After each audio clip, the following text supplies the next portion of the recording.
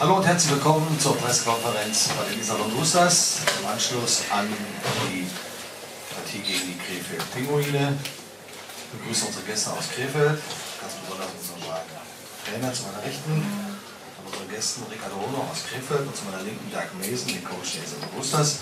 Und ich darf zunächst unseren Gast, unseren Stimmen.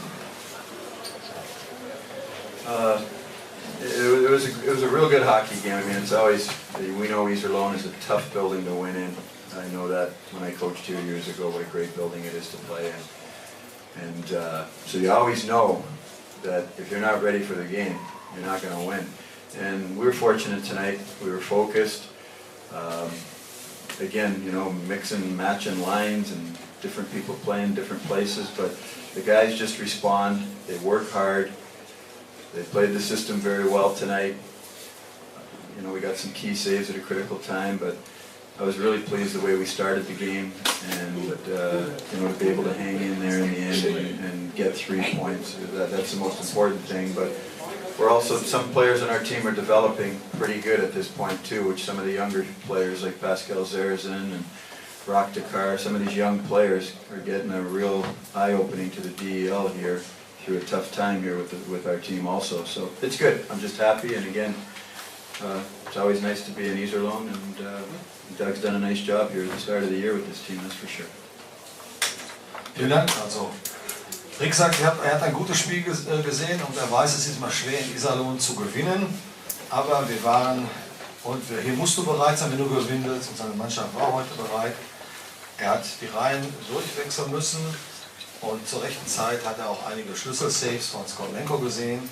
Und das Wichtigste sind, dass er natürlich sagt, dass er die 3 Punkte mitnehmen kann. Und vor allen Dingen, dass er auch sieht, dass seine jungen Spieler jetzt so langsam in der DEL Fuß fassen und ihm sehr viel Freude machen. Er wusste, es ist ein schweres Spiel, Iserlohn ist schwer zu spielen zu Hause. Aber das Wichtigste ist, und das macht ihn glücklich, nicht nur wieder mal in Iserlohn zu sein, sondern dass sie auch kommen. Danke, Rick. Gibt es Fragen an den Coach unserer Gäste? Dann danke bitte. Guten Abend zusammen. Erst will ich sagen, dass ich von Krefeld sehr stark gespielt habe. Sie haben sehr gute Entscheidungen getroffen. Immer wieder unter Druck haben sie die 2 Meter Pass gemacht und sie waren sehr ruhig unter Druck. Sie haben immer wieder die richtigen Entscheidungen getroffen und wirklich super gearbeitet vor eigenen Tor. Es ist eine sehr schwierige Mannschaft, um einen Torschance zu kreieren. Und wenn man einen Torschance bekommt, die Nachschussmöglichkeit ist fast nie da, weil die Jungs, die arbeiten so gut. Und das ist wirklich ein Kompliment für die Krefeld Pinguine. Aber jetzt unsere Mannschaft. Die Jungs, die waren wirklich bereit heute. Die sind auf den Eis gekommen, übermotiviert. Wir haben Spieler gesehen, die sehr nervös aufgetreten haben, Passes nicht gut gemacht, falsche Entscheidungen, manchmal ein bisschen gezweifelt und nicht gelaufen, wenn die Möglichkeit war, darum zu laufen, wir haben nicht gelaufen. Und das war für mich ganz deutlich eine übermotivierte Mannschaft, das kann man nicht so oft sagen. Aber für heute Abend war das so auch die Fall. Wir sind ein bisschen nervös angefangen. Und in Kombination mit dem super Auftritt von Krefeld, das war natürlich ein sehr schwieriger erster Drittel für uns. Ich habe versucht, die Mannschaft ein bisschen zu kalmieren in die Kabine, die erste Drittel, und die Jungs ein bisschen Spaß wieder in das Spiel zu bringen und zu denken und nur zu laufen und die Scheibe zu laufen lassen. Wir sind langsam ins Spiel gekommen. Wir haben einzelne schadliche Strafen genommen heute, das hat uns natürlich 2 Tore gekostet. Die haben 2-mal ein Powerplay geschossen, ein Tor geschossen, und das ist natürlich der Unterschied im Spiel gewesen.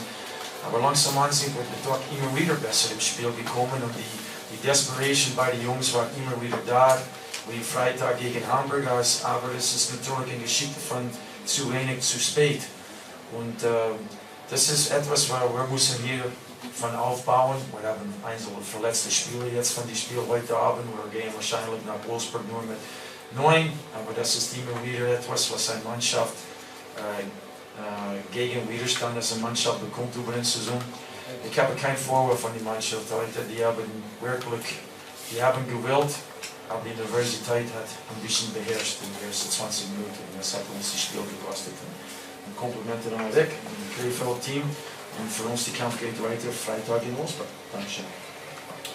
Vielen Dank. Gibt es Fragen an den Coach der Roosters? Da kannst du ein bisschen genauer was zu den Verletzungen von Toni Ritter sagen. Der ist, sagen wir, auf Krücken nachher oben im Wettbereich. Ich weiß nur, was die Ärzte mir gesagt haben, das ist ein Hamstring-Problem. Und wir müssen dann gucken, wie das geht. Er kann gar keinen Druck auf seinen Fuß legen momentan. Das ist natürlich eine Verletzung, das länger aus. Und Spina?